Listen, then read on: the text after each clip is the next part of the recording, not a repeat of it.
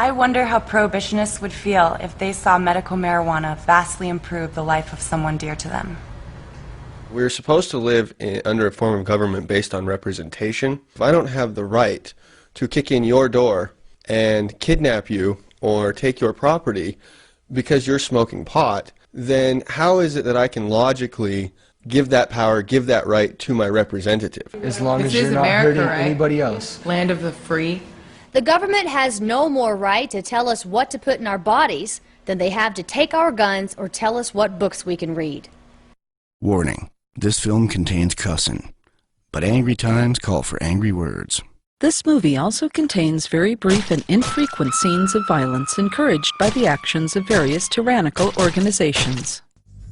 The 4 basic rules of gun safety. Number 1, always assume every gun is loaded. Number 2, never point the gun at anything you're not willing to destroy. For example, I'm not going to point this at you. Number 3, keep your finger off the trigger until you're ready to shoot. Number 4, be sure of your target, what's behind it, and what's beyond it.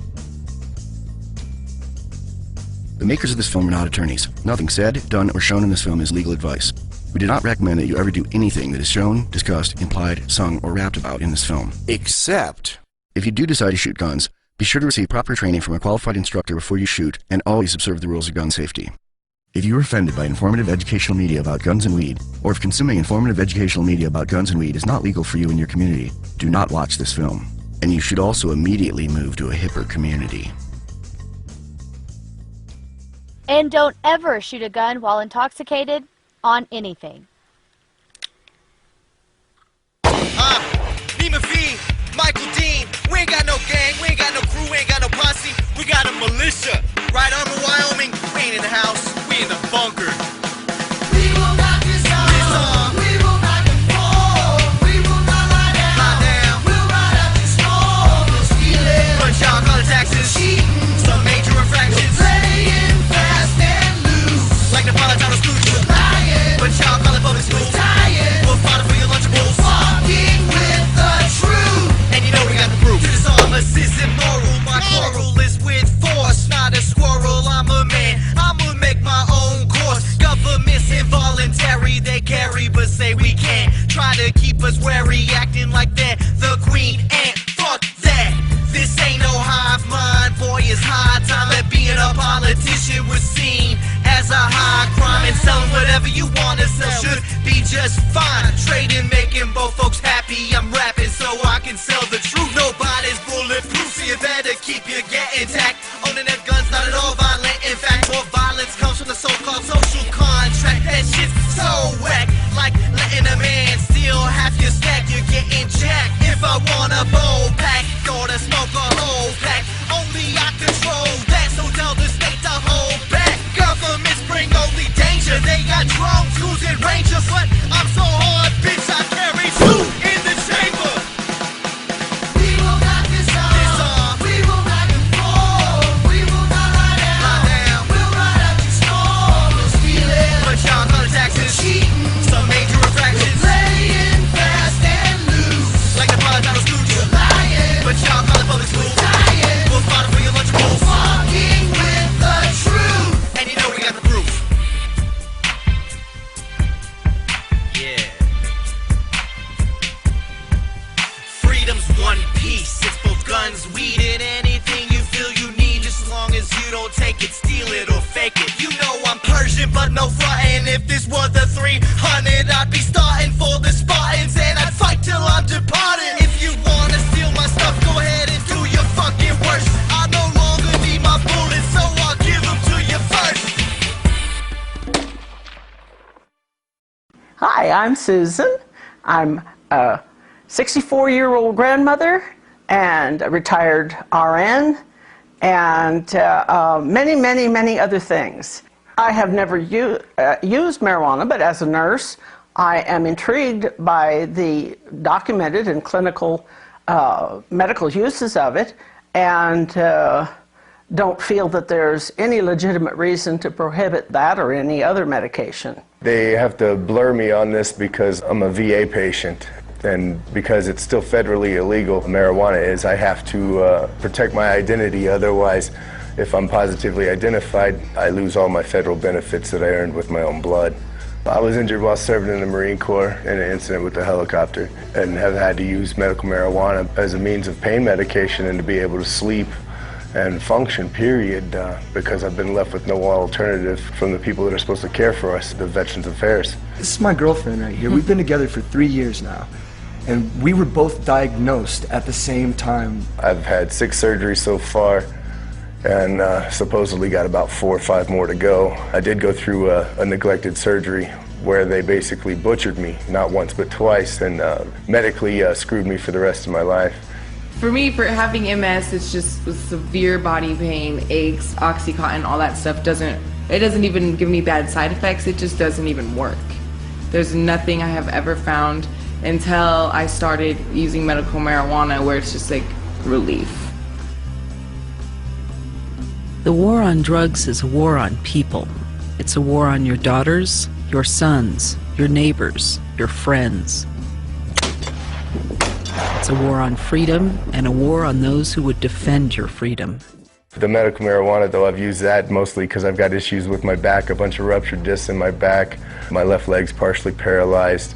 I've got issues with my right arm and shoulder and paralysis. Parts were reattached. Make the airport fun now. Medical marijuana for me has been like dang near a lifesaver, because I have Crohn's disease and I have to deal with worrying about every piece of food I put in my body. And when I put a piece of food in my body that my Crohn's does not agree with, I get horrible, horrible stomach cramps. There's nothing else besides medical marijuana that takes these stomach cramps away. The war on drugs is a war against everybody, because they use that as a foothold to gain access to your car, to your home, to your business, to everything you do, all under the pretense of protecting society or yourself from illicit drug use. How many times do you even have a standard speeding ticket? The first thing out of an officer's mouth is, "You don't mind if we search your car, do you?" Or, "Where did that $10,000 come from that you've got? Unless you can prove to us where it came from, we're taking it." That might be drug money. I don't believe the world would fall apart if drugs were legalized. I don't think our society would collapse if marijuana was legal. I've been to Amsterdam 3 times, loved it, obviously. Amsterdam is a clean, well-run, beautiful city. Everyone's professional, they're put together, they're organized. The war on drugs leads directly to other mandates being crammed down our collective gullets.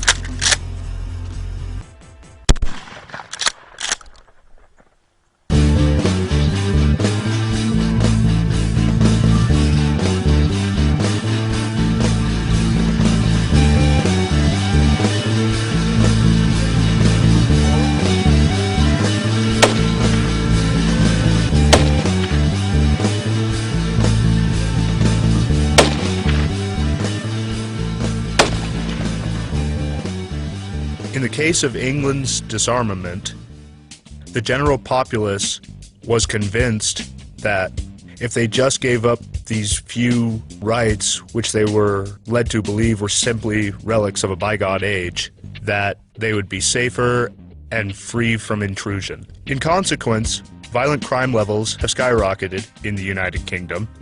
The police are now demanding closed-circuit television cameras in all public areas and some private areas. And now England is getting to the point where they have laws regulating the hot water temperature in your home. Governments, state, local, and federal, are going broke in this country. A big reason is that we spend so much money incarcerating people. The vast majority of people behind bars in the United States are behind bars for nonviolent drug offenses, and by far the largest number of those are for marijuana-related offenses. Taking people who have not aggressed against anyone's natural rights, who have not harmed anyone, who have not stolen anything, we're throwing them behind bars, and then we're asking society to foot the bill. Oh yeah, prisons would probably empty out. It would be a it would be a ghost town in those prisons if marijuana was ever legalized across the board. It's really no different than the argument that a lot of conservatives like to make against welfare. You know, why should we have to pay for some deadbeat to pay his bills or to put food on the table or what have you? But they never stop to make the same argument for why should we have to pay to take care of some guy or some girl who committed no real crime to begin with and is now behind bars in a government cage, that we're now paying for his livelihood outright, 100%, rather than just some food stamps. My name is Austin. I am one of the owners here at Pharmaceuticals. We are a local dispensary in Denver. We try to offer the highest quality, lowest price meds for our patients. You were born with the right to use it because it grows just like a banana on a tree. Another basic right we have is to put whatever we would like into our bodies as long as it's not hurting another person. Freedom of ingestion is a basic human right. Hello, freedom fiends. It's your boy Dean from the U.S. Get the U.S. out my bloodstream. I own me and that includes endorphins. So I won't ask permission and I won't say please. Freedom fans, one fact that I gotta make clear is it ain't about your heater, then you nothing but a theorist. You can read and type, but when the jack is coming, I know you'll lose the fight. On your ass with your thumbing. Good morning, Senator. Here's your coffee. Thanks, I'll need it. I have so many laws to write before November. I'm so excited. You should be. Slim majority lets me tell everyone what to do. Freedom of ingestion, it's more than a suggestion. And no, it ain't a question, but them hoes just keep oppressing. And so we teaching lessons for those with cheapest sessions and those with Smith & Wessons. Freedom is possession. The Lord said that what goes into a man's mouth is not what defiles him, but what comes out of it. For out of his mouth comes lies and hate. Some of the first weapon restriction laws in the United States were passed in the South in the 1870s as a response to the freeing of recently enslaved African Americans. These laws were specifically designed to prevent freed slaves from possessing weapons while allowing the white landowner to maintain his power. The Second Amendment to the United States Constitution says, "A well-regulated militia being necessary to the security of a free state, the right of the people to keep and bear arms shall not be infringed." By the way, the phrase well-regulated does not mean under government control. At the time of its writing, it meant well-trained and with equipment in good condition. Supreme Court Justice Scalia clearly understood this when he recently wrote for the majority in Heller that the adjective well-regulated implies nothing more than the imposition of proper discipline and training.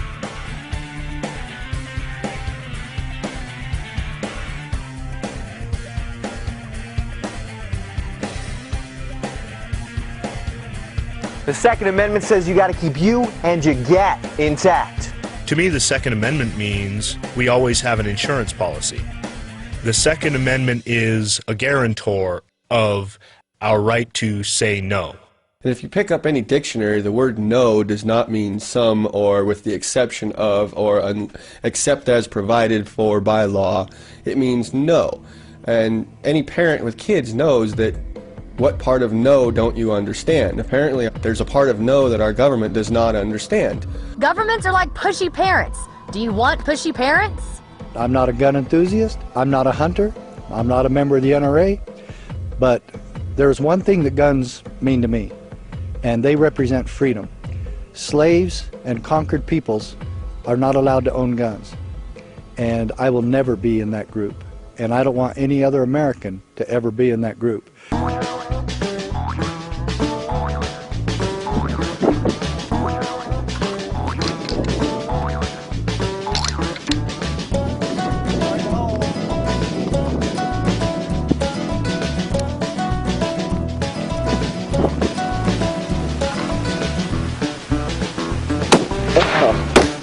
There we go.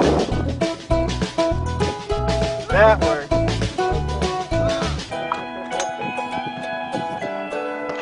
Good.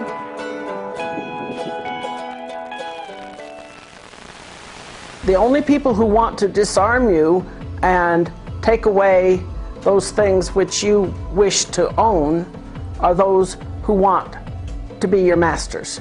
And it doesn't matter whether they're from the government or from the PTA. A citizen is a person with a gun. A peasant is a person without a gun. A gun to me means I'm a free American. I would like to ask every politician who supports gun control, just what part of the Second Amendment don't you understand? Just what part of infringed don't you understand? And why is it that you, along with your bed partners of the NEA, try to rewrite American history and force your beliefs down the throats of our school students and tell them that the Second Amendment did not bestow or protect an individual right to keep and bear arms?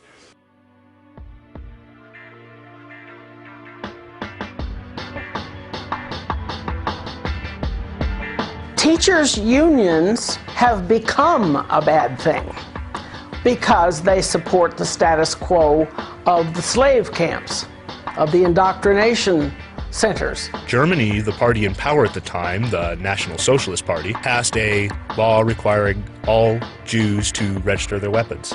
Shortly thereafter, they passed a law requiring Jews to surrender certain weapons. Law stacked on top of law until all Jews were legally forbidden to own weapons, eventually winding up in the concentration camps. You get into a very slippery slope where you get into the Führer principle, where people get it into their head that the government has the power to do whatever they want if it's for society's best interest or for someone's best interest or for some well-intended cause. Politicians want to whittle away at our Second Amendment in order to protect themselves, so that when they begin to make policy that people would vociferously disagree with, there is no resistance. I believe it is so that when they finally attempt to put themselves in power indefinitely, no one has any way to stop them.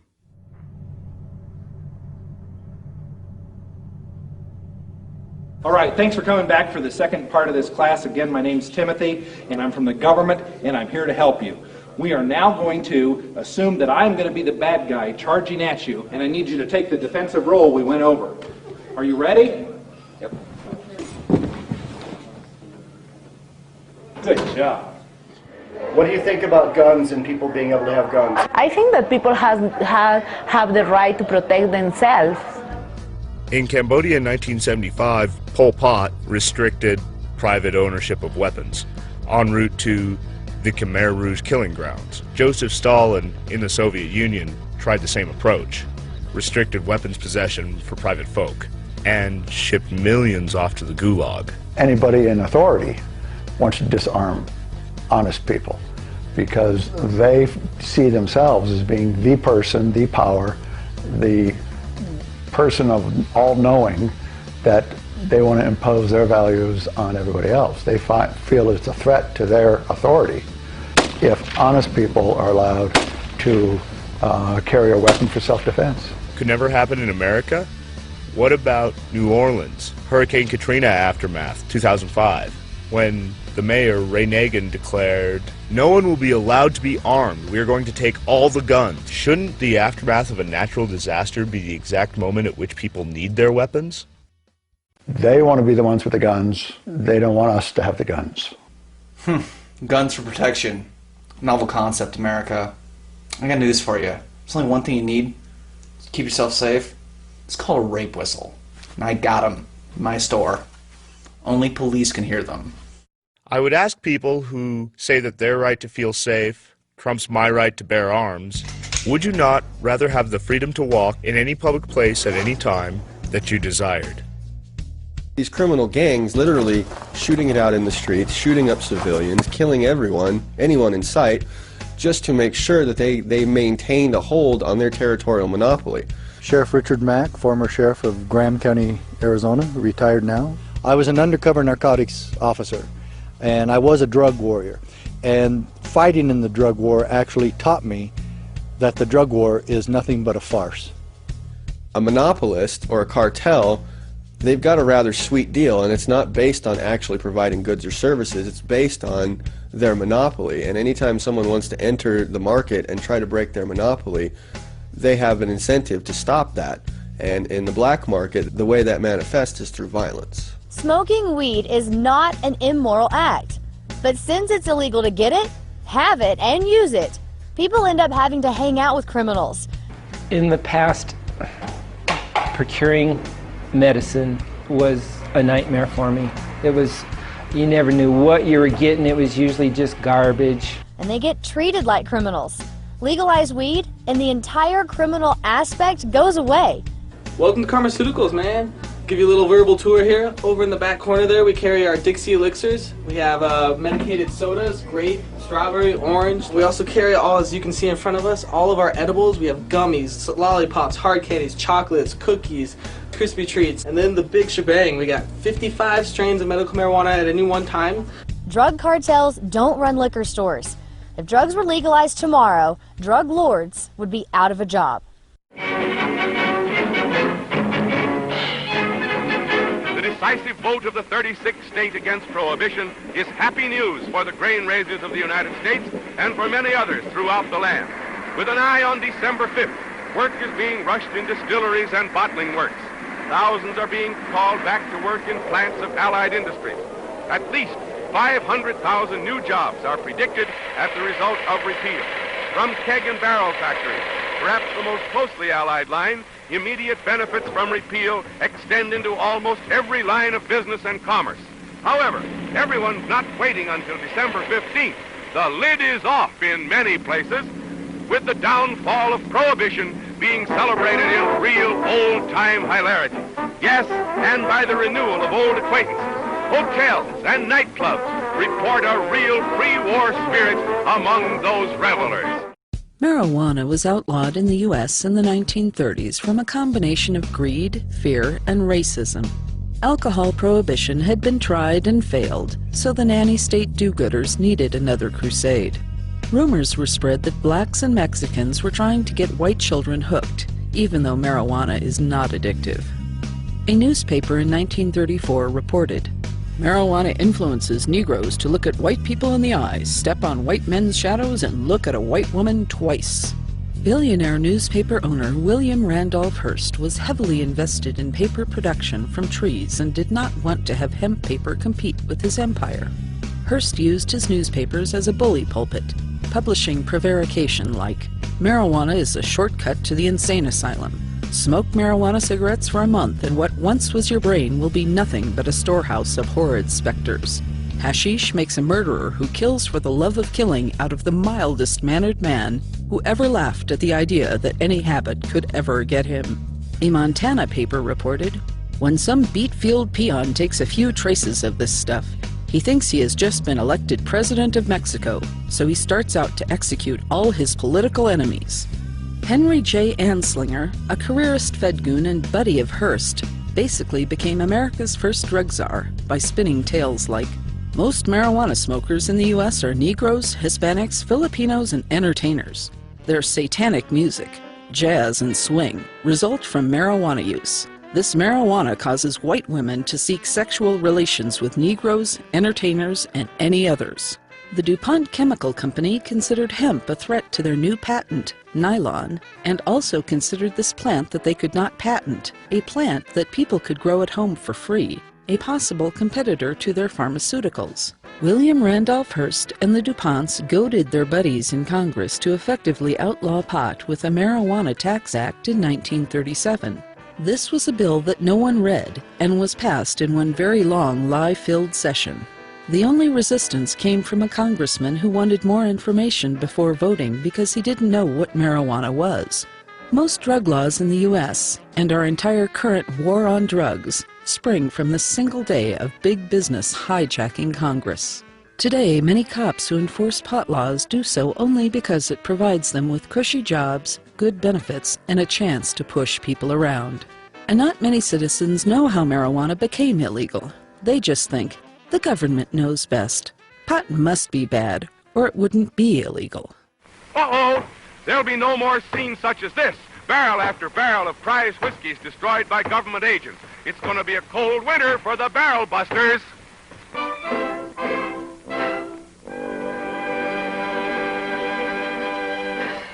We're here for our patients. We keep our prices low. $43 an eighth is the maximum for our members, and we have a daily special. Every day it changes. We have $38 eighths as well.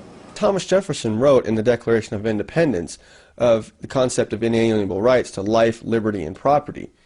How can you possibly defend your life, liberty, and property in today's age without a gun? The Second Amendment does not grant rights. The Second Amendment merely guarantees a right that already exists. Documents don't grant rights, they declare rights. The Bill of Rights could be outlawed tomorrow and you'd still have those rights. They're in you. You're born with them. They're innate. If the Second Amendment were repealed, it wouldn't change our innate right to defend ourselves. Because it's an innate right. Merely stating on paper that something is or isn't so does not change the reality. The Second Amendment did not yet exist on April 19, 1775. But the patriots at Lexington and Concord knew they didn't need permission. The federal government likes to quote the Supremacy Clause. Maybe they ought to read it, because the Supremacy Clause does not say that the federal government is supreme. Far from it. It says only those laws made in pursuance of the Constitution are supreme. Well, natural rights are the rights that you're born with. Like any animal on this planet, you have the right to defend yourself, the right to eat, to drink, to stay alive. All creatures have innate abilities to defend themselves, be it through teeth, claws, the ability to camouflage themselves. What's under your shirt? I have a level 3A bullet-resistant vest on. When you know as a potential criminal that every person around you is possibly armed, probably armed, you're a lot less likely to mug grandma on the street corner than if you know that no one around has a gun and you do. It's already recognized that when you pass laws restricting gun ownership, the law-abiding people who you don't necessarily have to worry about are the only ones that are going to follow that law. The people who are going to be out running around mugging grandmother, robbing stores, doing those sort of things that involve a gun, they're already willing to break the law, so what's breaking one more law to them?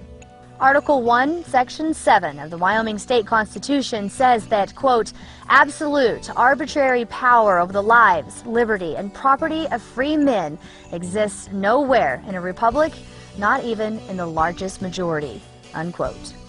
As far as I'm concerned, nobody gives you those rights. You're born with those rights as being part of nature. I don't have to be worried about cops pulling up and arresting me or scaring me or, you know, having something on my record, letting my grandma down. I don't get in trouble, and I never have. I am a good girl. If 99% of the country voted to make eating ice cream illegal, it wouldn't make eating ice cream wrong.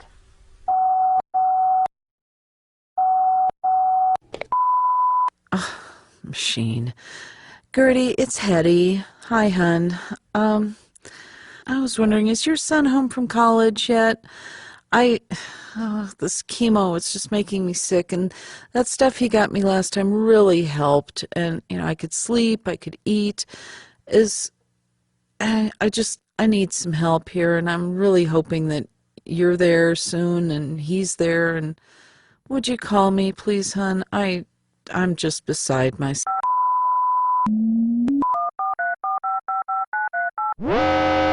Gleeful salutations and a happy evening, madame. Your unauthorized request has been rerouted. Smoking ganja is very, very bad. Authorities are en route to protect yourself from yourself. Please remain docile while they arrive. Goodbye.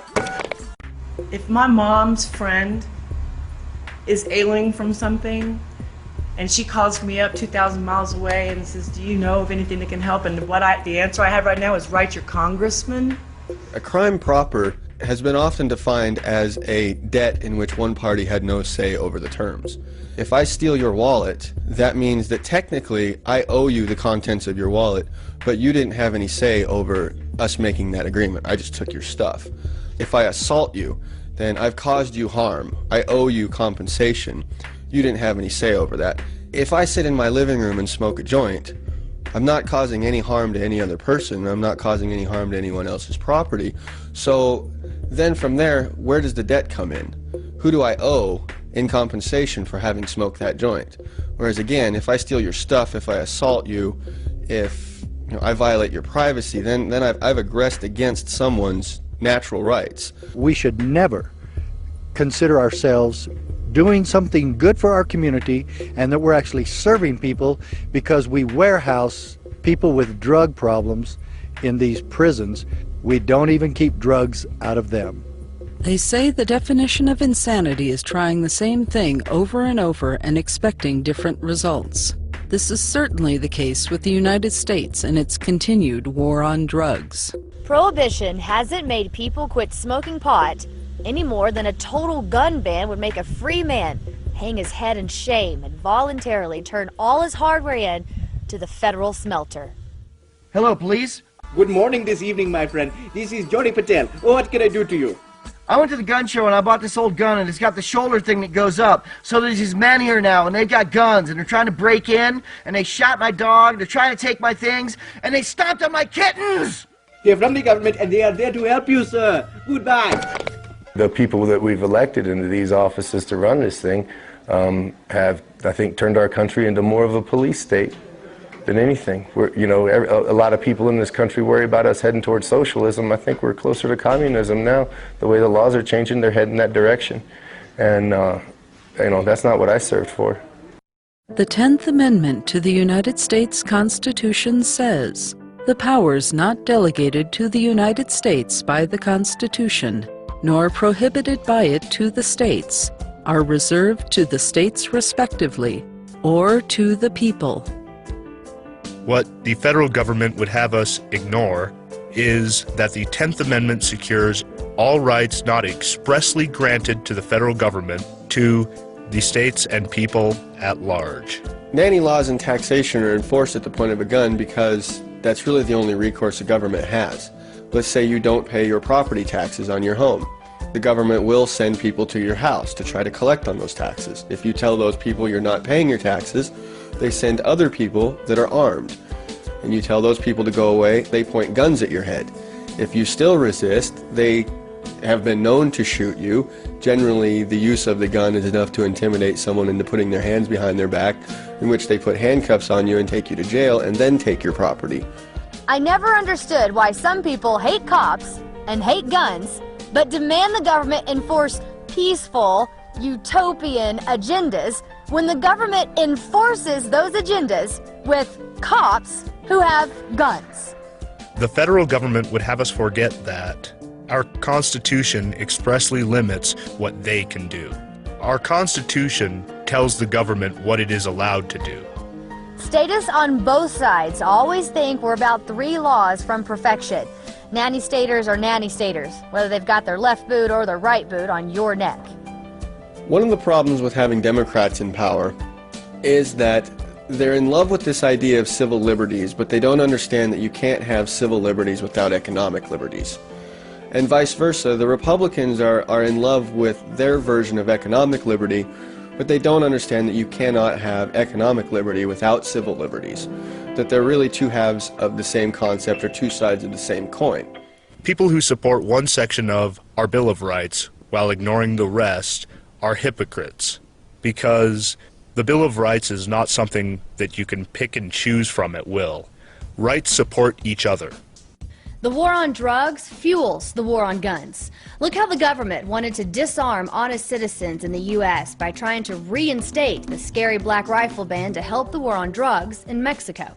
You cannot outlaw drugs and still claim to be pro-free market. Outlawing or prohibition is the most stringent form of regulation that there is. Conversely, you cannot have civil liberties on the Democrat side and be against ownership of guns.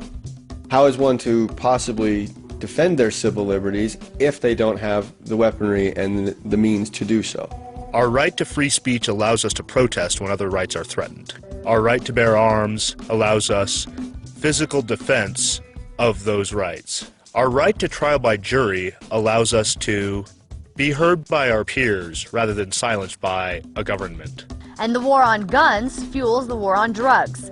When you outlaw things instead of actions, honest people are treated like criminals. I've been arrested one time for marijuana. It was before all the Amendment 20. They threw the book at me. Our justice system has been replaced with a system of numbers. And the prosecutors want to increase their win-loss records, and police want to have their conviction rates maintained.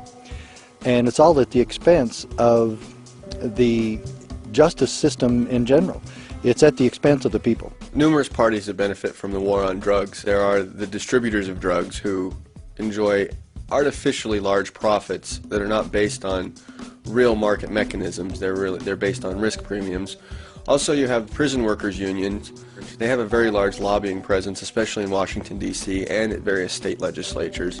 Of course, marijuana possession is the #1 reason for packing prisons full of inmates and demanding the building of more prisons. So obviously, if you're in the field of prison work, you want to see more people incarcerated. Prosecutors get to enjoy a tough on crime, tough on drugs, artificial moral high ground when it comes time to campaign. We now live in a culture where law enforcement believes that their ultimate goal is to rid our community of drugs. Sheriffs run for office on that platform. Oh, I'll get rid of drugs and we're going to be zero tolerance and we're going to get all these people out of here and they're going to leave your kids alone and we're going to clean up the streets. Politicians, same story. They can enjoy a pseudo tough on crime stance without having to actually go after real criminals. And there's an army of lawyers in this country who actually make their living off public defender work. A large majority of people who go to court on drug charges can't pay for their own legal defense. Take away the war on drugs, and a lot of the indigent defendants aren't in court anymore and don't need public defenders. And now, the Nima News with Nima Vedadi.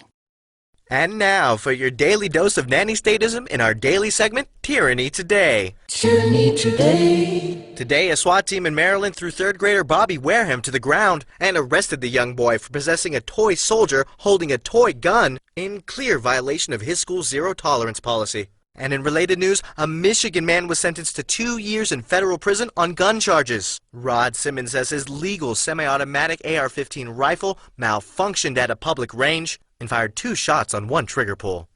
And police in San Francisco raided the Happy Heifer health food store with guns drawn. They arrested owner Crunchy O'Doul for selling unpasteurized milk without a permit.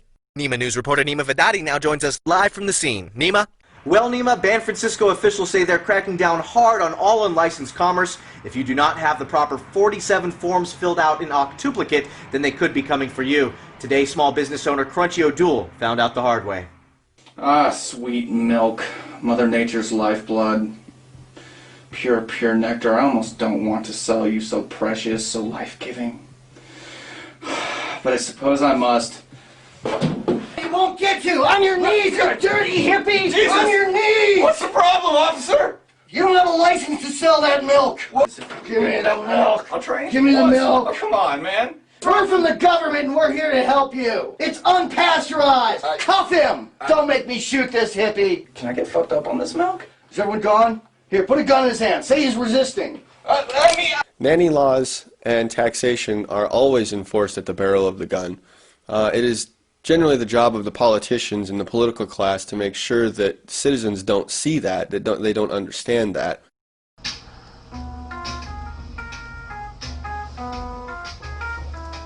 Dad? Yes, boy. What's a presidential election? Well, boy, presidential election is a game that the robots came up with to let the prisoners feel really special for one day every 4 years. Oh, but it's just a game? Yep, just a game, like Waterboard or Monopoly. Yay! Yay. A government can write laws until they run out of paper or run out of ink. But unless they're willing to pick up a gun and put someone in a cage for breaking those laws are really just suggestions. If somebody ever comes around you talking to you about drugs, run away from them. There are no good cops. There are good peace officers.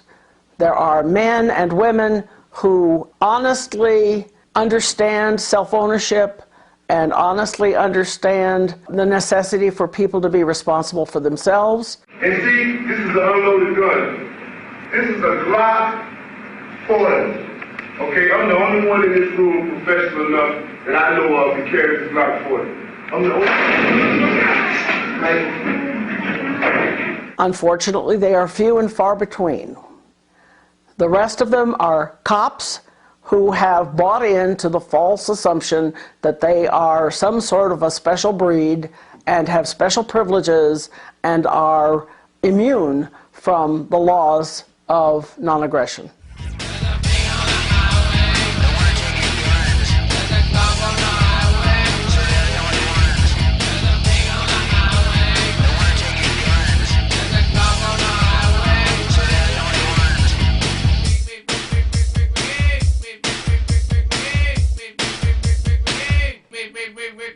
There's a cop on every corner looking for a donut. There's a cop on every corner. Short coat off the dashboard. Cop on every corner. He's coming for his gun. There's a cop on every corner. Thank you for your time, Sergeant Dan Banning. I'm Nima Vidadi from the Nima News. So why don't you tell us in your own words exactly what happened today? Well, we got a tip that these hippies were selling unlicensed, unpasteurized milk, trying to say it was healthy or something. It's not. The government's here to protect them. They should know better. They can't do it without our help and our permission, and we need to keep things under control. I've seen it far too many times where plea bargain systems have worked like this. Some poor sap arranges to where somebody can get some meth. He needs $50, so he does it. He gets caught holding the meth, and they say, well, we're going to charge you with about 7 or 8 felonies. You could be looking at 15 to 20 years, or if you just plead to one felony, we'll give you 2.5 years in prison. And he ends up thanking everybody, and that guy shouldn't be spending a day in jail. No one's ever OD'd from marijuana. Alcohol kills thousands and thousands every year. Pharmaceutical companies are pretty upset about this, so I'm sure they're behind a lot of leading the fight against medical marijuana. Pot isn't harmful, but it stays illegal because there's too much money in keeping it illegal. Big medicine, big alcohol, big government, big prison industry. They all feed off the war on drugs. If they make it criminal, you have to deal with the criminals. We are spinning our wheels, wasting our time, wasting our money, and creating another branch of Big Brother government. I'm fed up with it. It's doing no good. It's a poison. It's milk that's not pasteurized. Now, my dad did grow up on a farm and used to drink unpasteurized milk, but that was on a farm. Those were simpler times. You can't do that now. We have rules and laws in place for a reason. And if my choice is continuing as we are with this ridiculous drug war or ending prohibition, then I'm all for ending prohibition. Prohibition doesn't work. The only role of government is to coordinate those rules that people agree to and wish to live by. I want to know what this government's going to do to fix up my driveway. Take care of your own damn driveway. The government can only do things by stealing the money from someone else. The government has no money of its own. They can only borrow it, counterfeit it, or steal it at gunpoint with more and more taxes. It was a 3-year investigation. We spent $750,000 of taxpayer money. Well spent, if you ask me, and we got this scumbag off the street. We got 12 gallons of milk today. Nanny laws are all those laws that politicians just love to enforce upon us regarding victimless crimes. Too often these days I see so many against smoking. Oh, I was forced to go into a restaurant and there was smoke in there and I couldn't escape. And now we're all going to die. And you know, all these ridiculous laws where there is no victim, but somebody wants to make sure that you don't have a couch sitting on your front deck or an old washing machine in the back, when in fact it's your own private property. Anytime you prohibit any kind of transaction, whether it be drugs or milk or automobiles or what have you, you develop a black market. A lot of the times dealing with a drug dealer, you have to deal with kind of shady people sometimes. You have to deal with people who are not good people, people who are out to get you. And in that black market, you get a gigantic source of revenue based purely on the willingness to take the risk in breaking the law to provide whatever it is that has been outlawed. Someone's cutting in on their market or cutting in their territory. It could spur a drug war, it could spur an assassination, all sorts of violence and crime. You walk in here, it's feel like going to a pharmacy. Yeah, it's like going to your pharmacy. Here, if someone does something better, or if someone opens up next door to us, what do? We up our quality. We come up with new ways to lower prices. We have to get our creativity thinking, not instead of our anger and our blood. We throw a Karma Cola contest. We have competitions all the time, give away free meds to everyone. Right now, this month, we're doing the Karma Cola contest. We have 3 of our signature strains. The middle one is our Grape Ape. On the left is the Whiz, and on the right is our Pop Special. We also have 2 joints, some keef, some hash, and some hash oil. This is all being raffled away the day before Halloween, so someone's going to have one of the best Halloweens of their life. Every day we also give away free medicine to our patients to kind of help them out, keep the costs low. We have games. Sometimes we draw cards, sometimes you guess the song playing when you enter.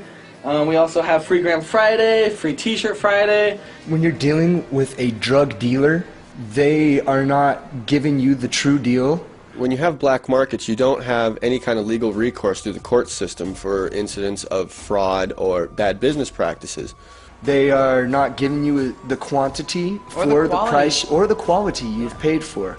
So whereas in any normal above-the-board business, if a person does not conduct themselves in a socially acceptable manner, there's repercussions. Customers can sue.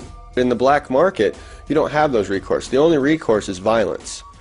The only thing you can do, if someone rips off your stash, the only thing you can do is kick in their door and try to get it back or shoot them. The drug trade becomes such a lucrative field because you're not really selling drugs. What you're selling is the willingness to take that risk to provide the drugs. The more people you have taking that risk, the less potential profit there is to be derived from it. So there's an incentive for these drug dealers, these criminal gang leaders, to take each other out. The war on drugs is unwinnable for numerous reasons. The first one being basic supply and demand. Anytime you have a demand for anything, a supply will evolve to satisfy that. It's been shown throughout history whether people have tried to ban prostitution, drug use, guns, alcohol. Just because you make something illegal doesn't mean that people stop desiring it. Where there's a will, there's a way. Find the hole. All that you end up doing is pushing that desire underground where it mixes with other seedy elements of society and creates the crime that becomes associated with it. I mean, the #1 mistake people make maybe once in their lives at least when trying to buy marijuana is I gave my money to the dealer or whoever the guy was, and he said he would be right back, and he never came back. The black market is kind of starting to diminish a bit. There's no longer the shady behind the back alley, hand a bag over, hand some cash over. Now it's open. We're here. I mean, we don't have criminal gangs shooting each other up in the streets over alcohol distribution. I mean, that was a rather common occurrence in the big cities during the 1920s. I have yet to see a Budweiser truck shooting it out with a Miller Lite truck. You can see exactly what we're doing. There's nothing hidden there. It's not laced with anything. It's just removing all the sketchiness. We've been fighting this drug war for 40 years. We spend $70 billion a year, and what have we done? Drugs are more prevalent, they're more potent, and the rate of abuse is just as high as it ever was. The harder you crack down, the more draconian you make the penalties, really all you end up doing is creating more monetary value to go into that risk-based incentive. It's kind of a vicious cycle in that you crack down, you raise the profits involved in selling, so then more people want to get involved, so then you have the violence associated with trying to maintain a monopoly and trying to maintain those artificially high profit levels. And so because of the violence, then you have to crack down even more, which only further inflates the profit level involved in delivering the substances, and it's an unwinnable battle. Depending on the legislation, of course, we're hoping that it becomes kind of a free enterprise, if you will. Anyone can join, anyone can open up a center, anyone that can do it better. Competition the American way is a beautiful thing. If they try to shut it down and make it really hard to enter this market, then the quality is going to decrease. Prices are going to increase, and that's going to hurt the patient. And now we're actually giving cancer patients medication for free. If you go to any of the dispensaries and you're lined up and you're actually a true cancer patient, most of these people actually help you out, unlike a pharmaceutical doctor that'll just run you through for co-pays every week. Well, my name is Eric Underwood, and I'm the bio engineer here of this soda. As an engineer, I find many firearms to be fascinating pieces of machinery. Specifically designed it for, I'm a patient also, and it's basically what for my ailments and pains, and had developed it. The intricacies of their design, the skill with which they have been crafted, particularly antique weapons, is something that I kind of marvel at. Yeah, I would say I have a passion for this.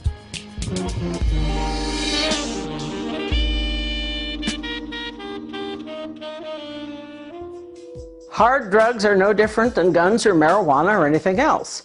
I don't think that people should take drugs, but I also don't think that the government should interfere with it. They are substances that people may choose to use or even abuse. If there is no coercion, theft, fraud involved, no one has any right to question it.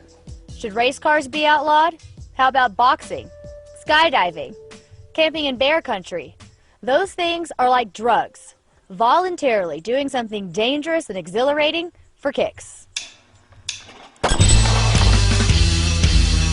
one store I get a high point, 9 milli, papers for my joint, and a pack of Phillies. Yes, I'm feeling very honored, but if the world were truly free, I could also buy my marijuana. It inspires the very thought of. In fact, take a look at this. Close my sack, catch my cigarettes, and my transfer acid. Only tape I see is red. Fed goes on kitten stomping, and the sheet is popping. Now shoot your dog, man, with a pussy 223. Battle rifle stop you as indeed. Sergeant Van Banning needs to give an ass panning to the tax, taxing fat, slashing ass, catching cash, grabbing folks from San Francisco. They can eat a bag of dicks, ho.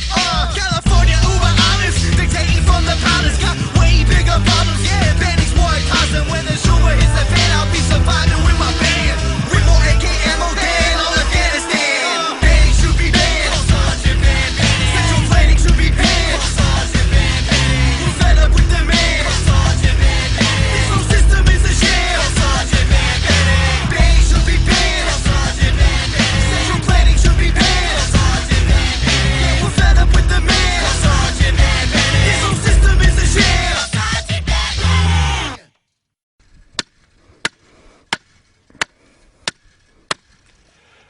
I really don't care what my neighbor does on the other side of this fence, just as long as it doesn't bother me and I don't have to pay for it. I think people are born with the right to exist. I think people are born with the right to practice whatever religion, faith, or values that are their own, as long as it doesn't mess with anyone else. I think those are rights that you're born with, and I think everything else is earned after that. She has a full-time job at a hotel, and I have a full-time job as tiling. Yeah. And we both vote. I feel there definitely is still lots of people that are against it, but here in Colorado at least, there's so many patients every day getting their medical marijuana cards, so many patients turning away from prescription pills and whatnot. It's kind of a growing surge. Activism's huge. Do you think that legalizing marijuana would help the economy in any way? I'm working right now. Being a little elf though, yeah, I come in whenever I have free time. I trim up their buds so that we get all the big leaves off, and then they dry them for a couple days and then they sell them to the patients that want it. The medical marijuana industry is creating tons of jobs if they allow it to. You can fail or make it. That's what America does for you. The generation between the baby boomers and Generation X that actually see the whole picture. A lot of the generation that's kind of in charge right now, they were a part of the whole, you know, weed is this awful, terrible drug that's gonna make you crazy and make you kill your whole family if you smoke it. If I tried to talk to my grandmother about this, she'd say, no, that's what the cows eat. You know? You don't go and smoke what the cows eat. Some of the patients that come in here, you know, they're in their 50s and 60s and 70s, and they say, you know, we've been waiting so long for this day when we could go into a store and buy marijuana, you know, they can't believe it. So I have a gut feeling that when I'm 65 or so, I'll be saying the same thing to the next generation, and I'll be saying, I can't believe it, it's legal all over America. This is unbelievable. I've been waiting my whole life. Gun lovers, those of us who enjoy carrying and using guns, should support those who want to use marijuana or any other plant, simply because all of our rights spring from the same source, and the abrogation of anyone's rights abrogates all of them. I believe that when the cartridge box is no longer available, the ballot box has very little meaning. And now, the NEMA News with Nima Vidadi. Warning: graphic audio content. If you have small children and wish to shield them from reality, please send them out of the room now.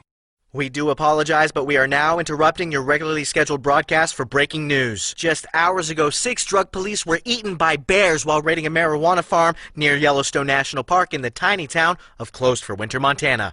It is not yet clear if the dope farmer had trained the bears or if the animals simply had good taste. Here's an audio clip of the last radio transmission from the raiding party, led by Sergeant Dan Banning. Nice bear. Stand back. We're from the government. We're here to help you. It's okay. It's okay, man. Stand back. Nice bear. Stand back. Hey!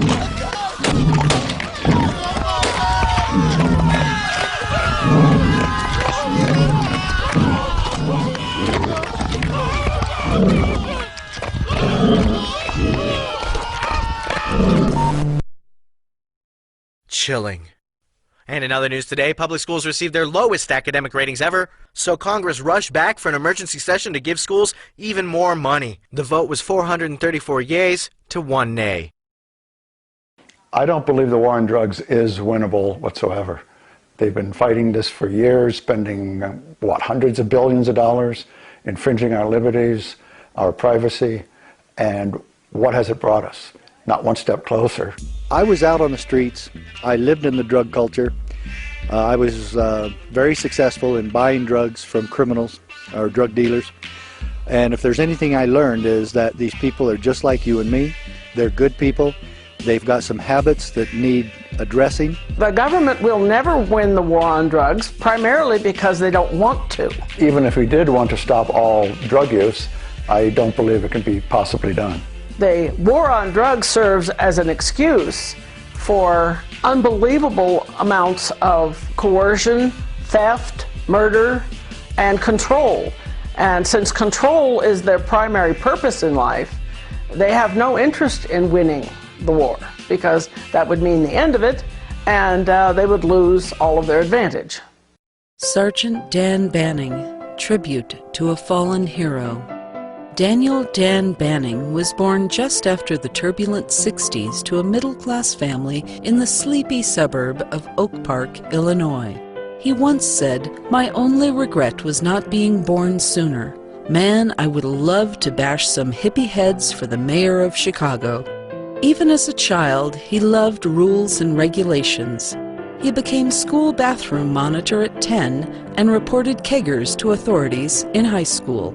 He booted his crying mother's car after his police academy graduation, telling her, "I love you, but I'll enforce any law they write." She died shortly after. Dan Banning is survived by a half-brother, Baniel Ban Banning. The two used to fight evil together, joyously cracking criminal skulls side by side, until Baniel went rogue, opposing the righteous war on drugs. Dan Banning never married, saying, "My job is my life and my wife." He also leaves behind his beloved drug dog Peaches. Sergeant Dan Banning will be mourned by fellow drug warriors nationwide. Dan Banning, he took a bite out of crime until crime took a bite out of him. Okay, there are definitely differences between a good cop and a bad cop. To me, the old Andy Griffith was the typical good cop. He was a peace officer.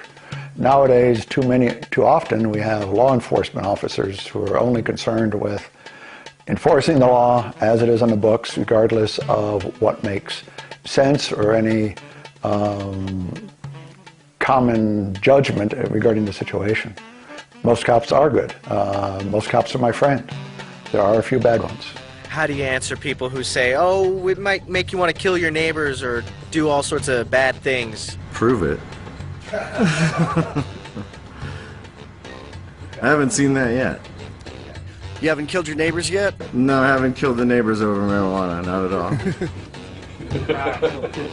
Nah, he just gets 75 cents.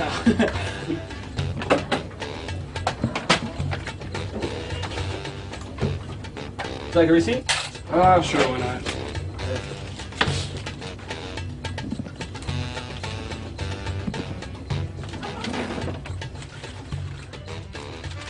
Ready to play the game? Sure, of course. The game today is pick a pull-up. So you pick what card you're going to pull out of the deck. Number or letter? 8. 8? 8. So yeah, we're going for a free gram of hash. Pop special hash. I'll take the top one. Whew. Oh, don't worry, we're in I need work. Alright. Appreciate it. Enjoy. See you later. Soon. I don't see this causing a problem. It's actually helping the whole economy. And if we actually industrialized hemp, we could actually maybe save the planet. When you allow one right to be taken away, then the others just follow naturally like a bunch of dominoes falling down. Once they see that right being taken away, let's say the right to smoke, and pretty soon it's the smoking pot or owning firearms or having any other pleasure in your life. Any one thing leads to the next one, going down the tubes. All laws that prohibit peaceful behavior are illegitimate and stupid. At the end of 2010, medical marijuana is legal in 15 states and the District of Columbia. Yet pot is still illegal at the federal level. Medical marijuana dispensaries were routinely raided and closed by feds with guns drawn through much of George Bush's administration and well into Obama's first year. At this moment, jackbooted thugs have stopped raiding the marijuana health centers, apparently respecting the state's rights under the 10th Amendment. Yet the feds are trampling attempts by states within the 10th Amendment with regards to guns. Alaska, Montana, Idaho, Wyoming, Utah, Arizona, Tennessee, and South Dakota have passed Firearms Freedom Acts, which declare the right to manufacture firearms and ammunition for use and sale only within that particular state without federal interference or regulation. The Wyoming law even allows for the arrest and prosecution of federal agents violating that law. In response to this legislation, the feds have sent warnings to gun sellers in these states, threatening their licenses to sell in other states, in essence threatening their very livelihoods. The feds refuse to recognize the states' rights to pass these laws, claiming the Commerce Clause in the Constitution prohibits this. This is a gross misappropriation of the intent of the Commerce Clause, which was intended to encourage commerce between the states, not give the feds ultimate control over all commerce. 17 other states have introduced firearms freedom legislation.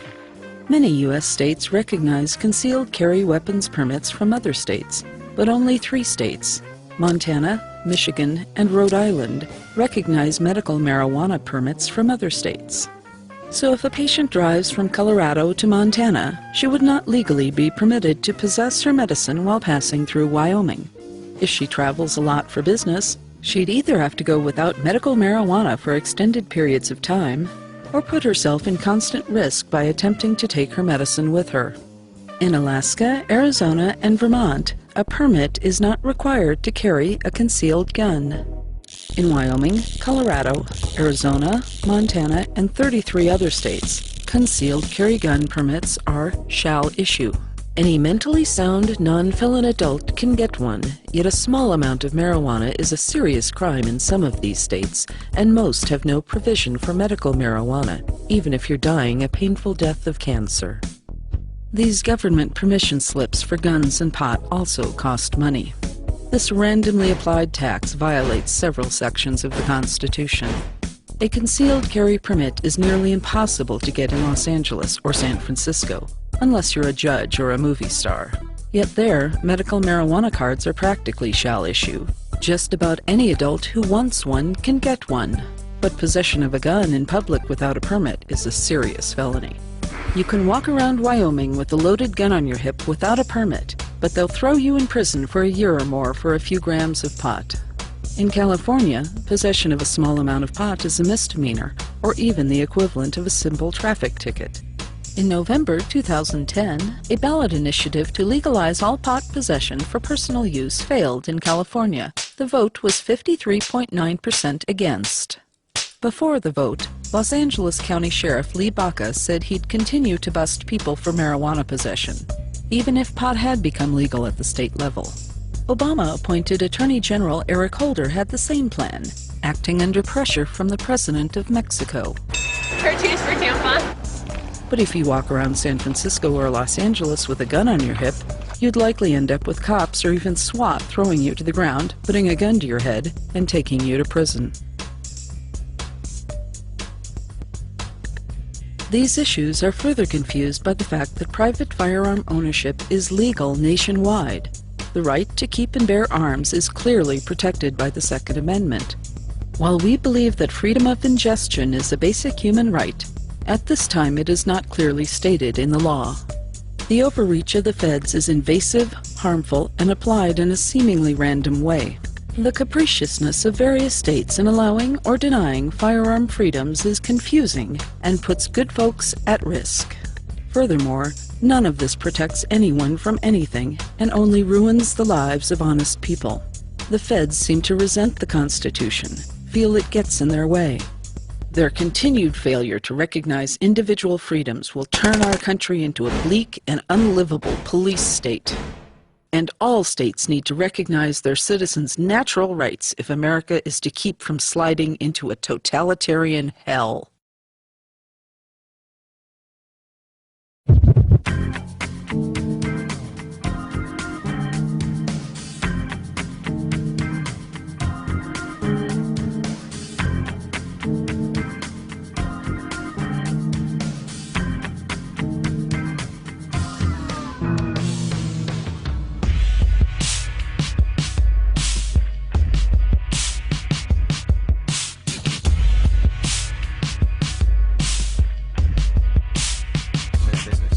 Landing lounge and chopping steak and not just real bad body training and the bed wetting stitches. Tell the federal bitches you better mind your own business. Around max make me defenseless. Empty 30 from the gang and self-defense is guaranteed to leave you senseless.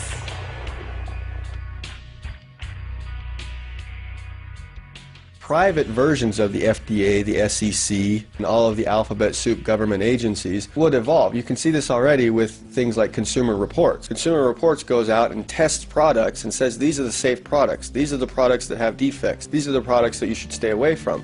You would see a lot more of these private agencies evolve in the marketplace, and what would happen is they would have to compete with each other based on the credibility of their information. In the private market, these Consumer Reports type of agencies would have a market incentive to guarantee the integrity of the information that they produce. Otherwise, word would get out that they produce bunk information or that they can be bought off. That damages their credibility. People stop going to that agency. One of the other problems with government regulatory bodies or government consumer protection bodies is that every time they screw up, the excuse is always that they didn't have enough money, they didn't have enough manpower. FDA misses the boat on drug safety, so they get a bigger budget. In the private world, it doesn't work that way. If you fail to do your job, you get fired. And if a private consumer reports agency, if they fail to do their job, they go out of business. Taxes were unconstitutionally used to outlaw marijuana and enact forms of gun control because the people who wanted to achieve this knew that they did not have a constitutional route for doing so. They came up with the idea that there are just certain things in society that are too important for the Constitution to get in the way. So what they did was they said that you can have your marijuana, you can have your firearms, but they're taxed, and you have to have this stamp proving that you've paid the tax. And then they conveniently issued no stamps. It would be synonymous today with state legislatures saying that you can possess cigarettes if they have the little stamp that's on the bottom of every pack that they have today, but then they conveniently get rid of the stamps that prove that the tax was paid. Taxation is sometimes referred to as theft because it involves the taking of property where both sides do not voluntarily agree. Taxation cannot happen without coercion. 911. Hello. You've reached the Municipal Department of Benevolent Protection. All circuits are busy. Please press 1 to turn in your neighbor, or stay on the line to be transferred. Happy afternoon, sir. This is Johnny Patel. So good to be servicing you. What is your situation, Okurfluffle?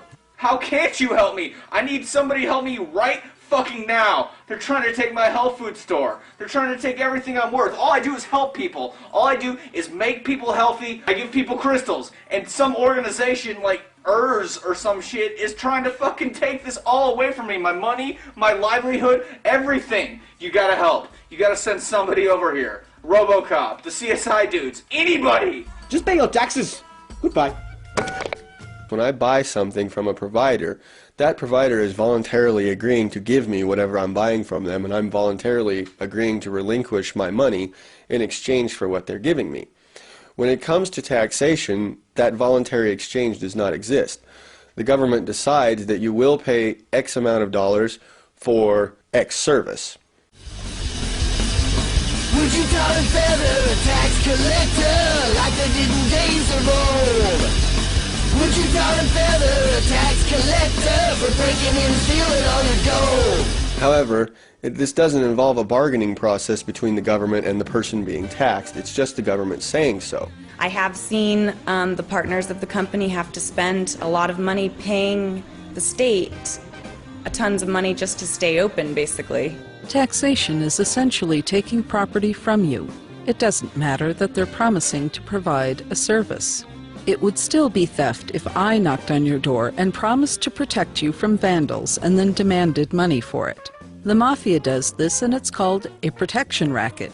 But when the government does it, it's called public service. We do have to pay sales tax as we have a retail sales license. The state finally required all dispensaries, grow operations, as well as edible centers to apply. And for us, that costed around $7,500. And then we also have 2 grow centers as well, which are $1,250 each. And every year we're supposed to be paying and applying to become a dispensary as well. So that's going to be like $10,000 every year. And the more patients you have, the more you have to pay. 3 different brackets, and the top one is $18,500. Kind of money-heavy industry. The state wants their chunk. Every patient has to also pay $90 to the state in order to be on the registry. So that's just to get medicine. In order to help you, you have to pay $90 just to the state, just for them to agree that you might need that medicine. Taxation through citation is mine.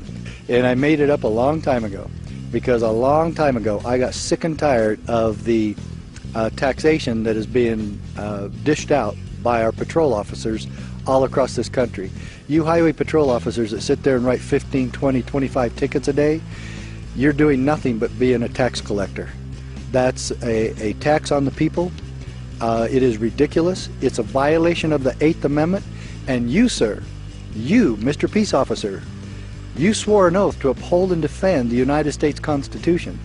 Yet you think you can violate that Constitution without any repercussion, and yet issue these tickets all day long to people who haven't done anything close to what you have done in violating your oath. That's perjury.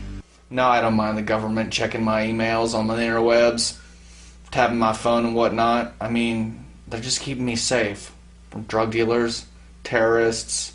You hate authority, but you love government. You hate cops, but you love government. What the fuck? And anybody on the conservative right side, I assume they all build bombs and live in shacks and write manifestos.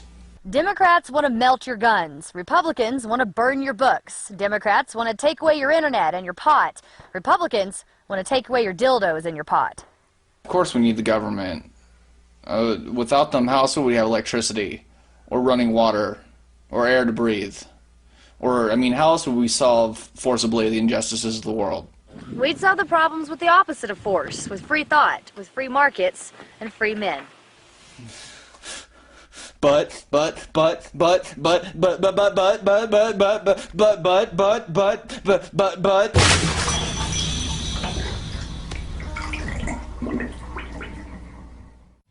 In the absence of government regulatory bodies, it's still possible to get clean water, clean air, non-toxic food.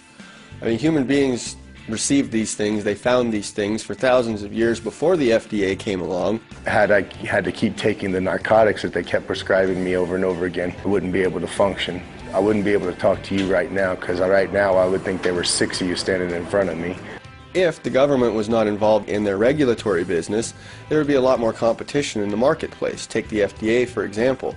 Any player in the game who can't afford to jump through the FDA's hoops, who can't afford to hire all of the lawyers involved and play the game, their drugs don't make it to the market. See, they won't allow her to have medical marijuana, but they'll allow her to put interferon in her body. Interferon is a very, very harsh drug that goes throughout the whole entire body and physically changes the whole entire body.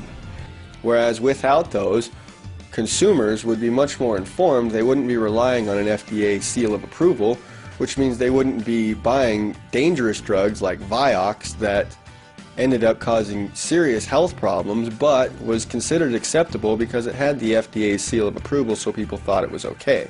It's been here since plants inhabited the earth.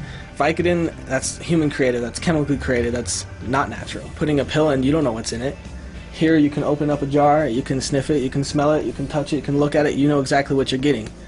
The government cannot protect anyone from anything, much less from themselves. It's not physically possible, and it certainly is incredibly destructive the more they try. They sent my 7-month-old son a letter saying I was dead, and thank God he can't read. But needless to say, I was a little bit pissed. Basically, I was just sitting in my house, chilling, hanging out, and some kids set a couch on the side of our building on fire. 2 police officers followed the firefighters inside. He takes all of our statements about the fire, kind of making it sound like we were the ones that set the couch on fire. He turns to me and says, "Miss Fleeger, is there anything in your house that we need to know about?"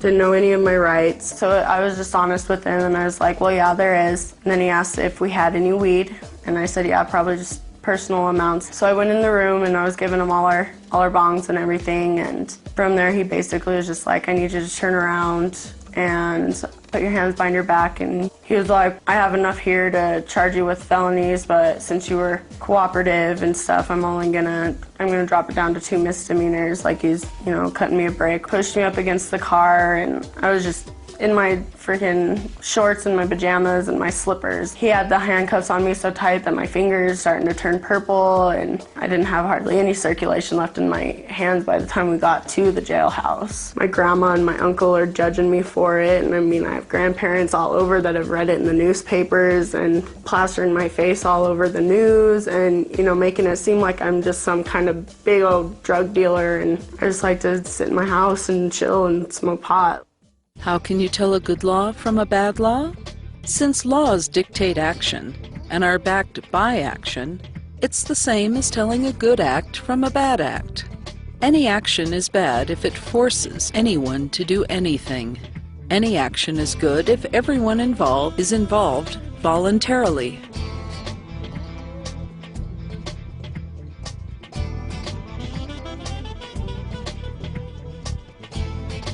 The government has no right to protect us from ourselves. Even dueling should be legal. It's voluntary.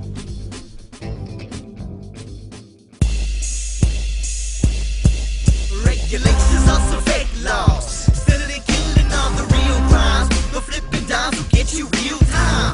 It's a pity that they skew the difference. Schools ain't cures, for sure. They always work against us. I'm cool with you dueling, much more cool than public schooling. To duel is voluntary, schools are part-time prison. Unlike a dual, school is not your decision. Break, you know what else is it? Rape.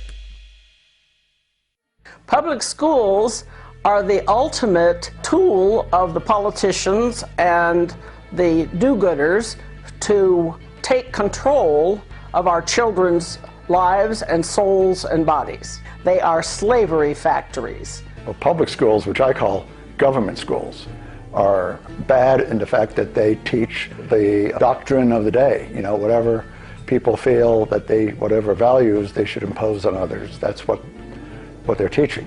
It goes a whole lot more than the 3 R's. Probably half the school day could be composed of innuendo, slanting the news, and just general information that the kids don't even realize they're picking up. Trust me, I've had 2 daughters raised in the California public school system, and they are typically what you might expect a result of 12 years of public education in California. Wyoming is a beautiful place with clean air and low crime and a great economy. Our skies are so clear they look high def.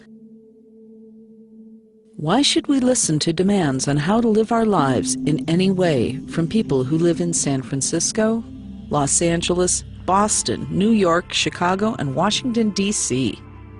Those are cities with lots of pollution, high crime, and economies ruined by the same type of glorious advances they're trying to shove down everyone's throat right now.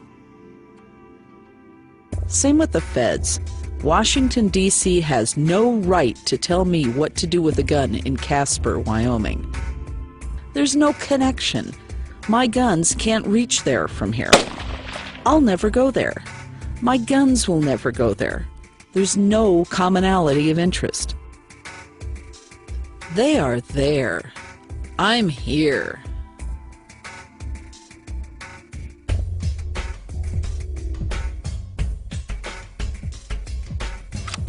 Ready! Fire! Ready! Fire! Ready! Fire! Thank you so much for joining us this evening. I'm Nima Vadati, and this is the Nima News. A study released today shows that the United States leads the world in incarceration, largely from nonviolent drug and weapons offenses. A total of 7.3 million Americans are in the penal system, either in jail or prison or on probation or parole. Now, to put that in perspective, our per capita prison population is 5 times that of the United Kingdom, 9 times that of France, and 12 times that of Japan. I don't do drugs, but I understand that freedoms are interrelated. If you let the man take away one right, it makes it a lot easier for the man to take away another right, which is why true advances in liberty will never happen until the gun folk and the dope folk quit the fussing and the fighting. The war on drugs is theft of honest goods, literally at gunpoint. It's just a redistribution of wealth, stealing from honest people and giving to tax eaters. It's immoral. War is only justified if you are attacked.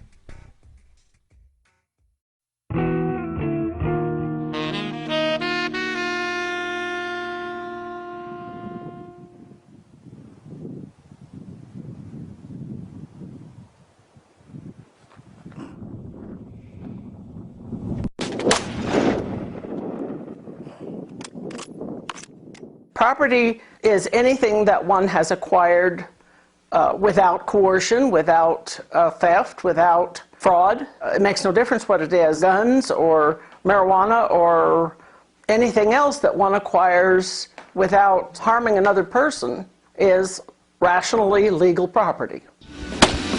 Your house is your property, so is your mind. Money is your property, and you own it when you die. Your free speech, your gun, your gold, your health care, your guitar. Your bedroom, your yard, your cat, your water rights, your car. What you eat, what you smoke, who you marry, who you vote. What I say is what I do. If it don't affect you, screw you.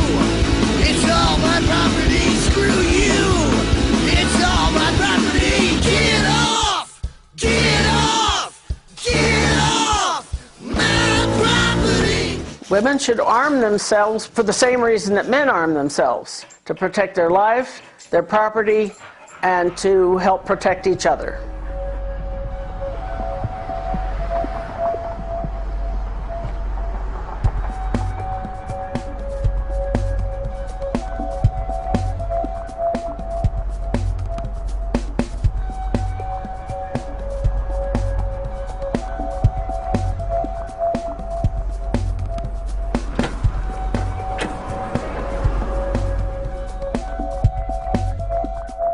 When you take guns out of the hands of honest, good, upstanding citizens, then the only people who have the potential to commit violence are criminals. Therefore, they have a monopoly on that, unless you're willing to sit around and wait and hope that the police show up in a timely manner to stop them.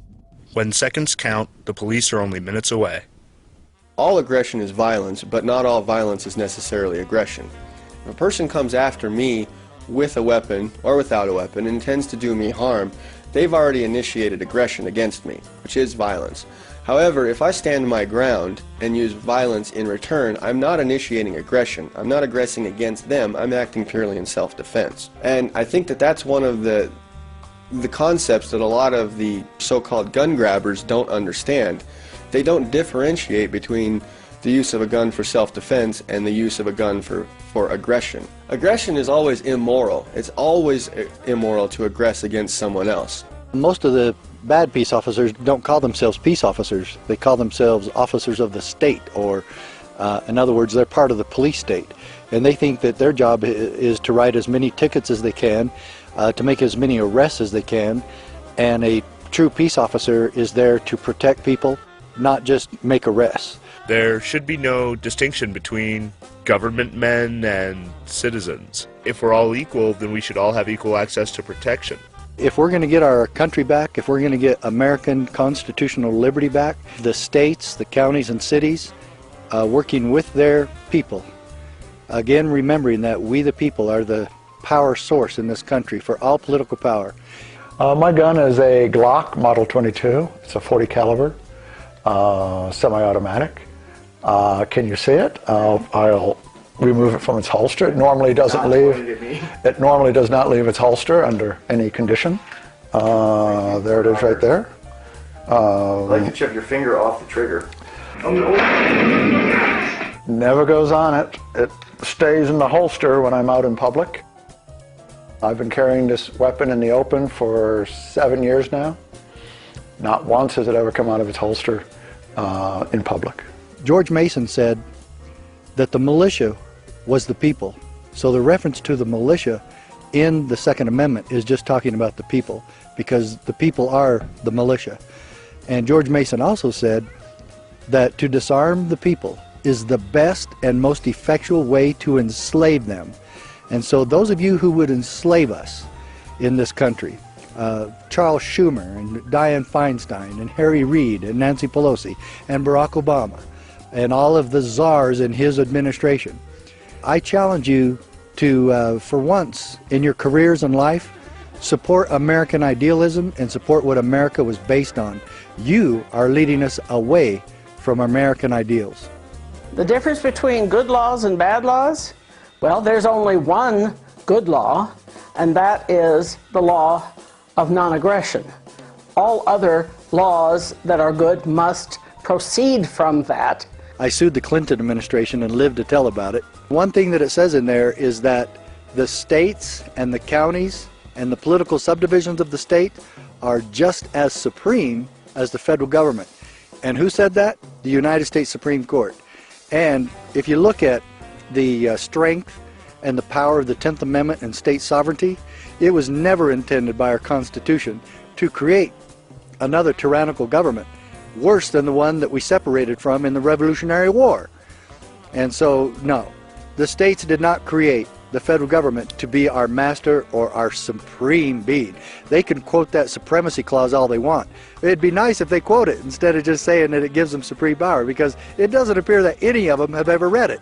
But they never read any of the other laws that they pass and shove down our throats. It just is another sign of the corruption in Washington, D.C. Some people are hungry for liberty because deep down inside they know they are self-owners.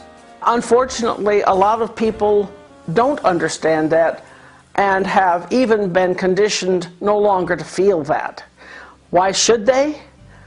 Because it is our birthright as human beings.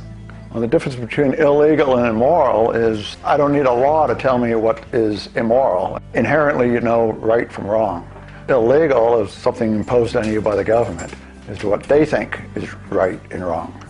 The only way to get back to voluntary self-government is to become self-owners. I don't have any right to tell Eric what he can and can't do with his Ericness, and I don't expect to be told what to do with my Anastasia-ness. Whether you're a gun owner or a weed smoker, it's all the same issue. Do you have the right to protect yourself and to live your own life as you see fit, without the government trying to force you one way or the other into a behavior that they deem is proper? As long as you're causing no harm to somebody else, you should be able to do whatever you want. Everything Hitler did was legal because he made the laws. We're not recommending you break any laws. We're not even saying, every time you break an unjust law, an angel gets her wings. However, Martin Luther King Jr. said, one may well ask, how can you advocate breaking some laws and obeying others? The answer lies in the fact that there are two types of laws, just and unjust. I would be the first to advocate obeying just laws. One has not only a legal, but a moral responsibility to obey just laws. Conversely, one has a moral responsibility to disobey unjust laws. What we will say is this: when you give oppressors an inch, they take a light year. Every time. Jesus was very definitely killed by the government, and for the same reason that they continue to kill us today. He was not willing to be controlled. Any law that protects me from violence perpetrated upon me from somebody else would be a good law. If somebody wants to come to my house and shoot me, kill me, steal my property, burn my house, there should be a law against that. And there are laws against that. Bad laws, on the other hand, are laws where there's really no victim. A law requiring a hairdresser to get a license. They definitely are starting to tighten the chokehold on us. The state is, putting more and more regulations and laws. It seems like every week we have to stay on top of it, making sure we're still compliant with everything. Or that you can only have one liquor store every mile. Wyoming State Senator Cale Case put it well. He said, "I don't like being exposed to Kenny G's music, cigarette smoke, or patchouli oil, but I will defend the right of other folks to have all that junk, the right of business owners to allow it, and my right not to have to be around it. Government should not regulate anything that citizens can avoid by turning around and walking out." Governments have set things up so that people don't have a choice to walk away. Laws against personal freedom, such as smoking pot or drinking alcohol or any number of basic things that you might do in any given day. Natural rights are just simply our right to life. Every human being has the right to life and to defend that life. Citizens should be able to own guns. Without a doubt, I think everybody has the right to protect themselves, period. I don't care if it's walking across the street or in your home or in your front yard. I think everybody should have the right to protect themselves. And to acquire and use peacefully acquired property with no interference from anyone else. We need our freedom. This country was built on freedom, that every citizen of this country has the right to prosper as long as it is not affecting anything or anyone negatively. No voluntary consensual activity can legitimately be illegal. Natural rights are not divisible.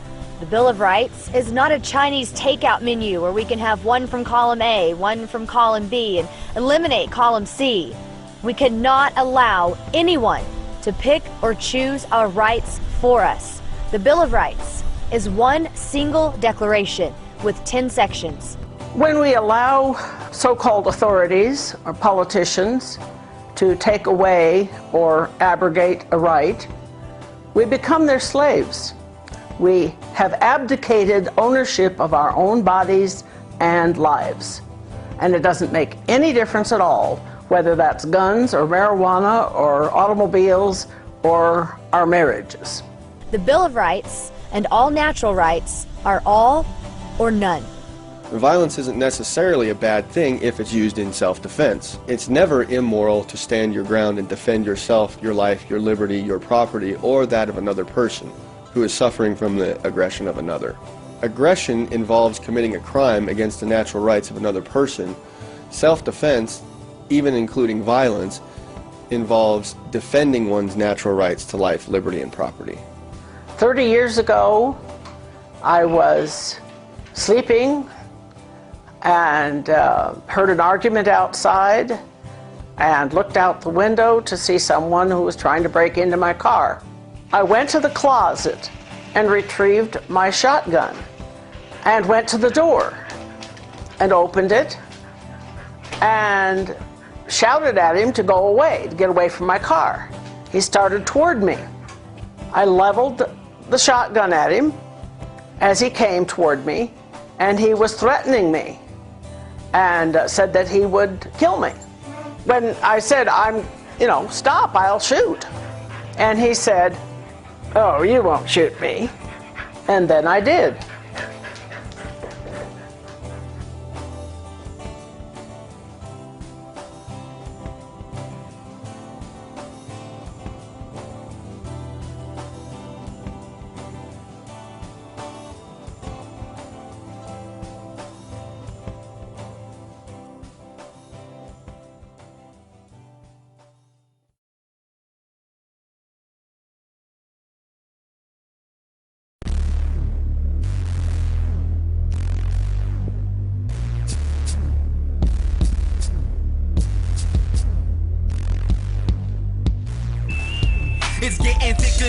dreadlocks, they treat us like we dread. Scott don't wanna see the feds. Pop will be the one that beds. Stop, don't get in trouble, cause I talk shit to their mascot. Freaking busybodies need to go and buy an ascot. Telling me you own me, then making sure I'm taxed out, maxed out, deep indebted from the easy credit that the Fed embedded. Then they betted it all be copacetic if they were the medic, but forget it, the people are getting pissed, blowing up like someone let it. They won't control and fed it, but y'all know that smells faded like the crap hole that we're headed to.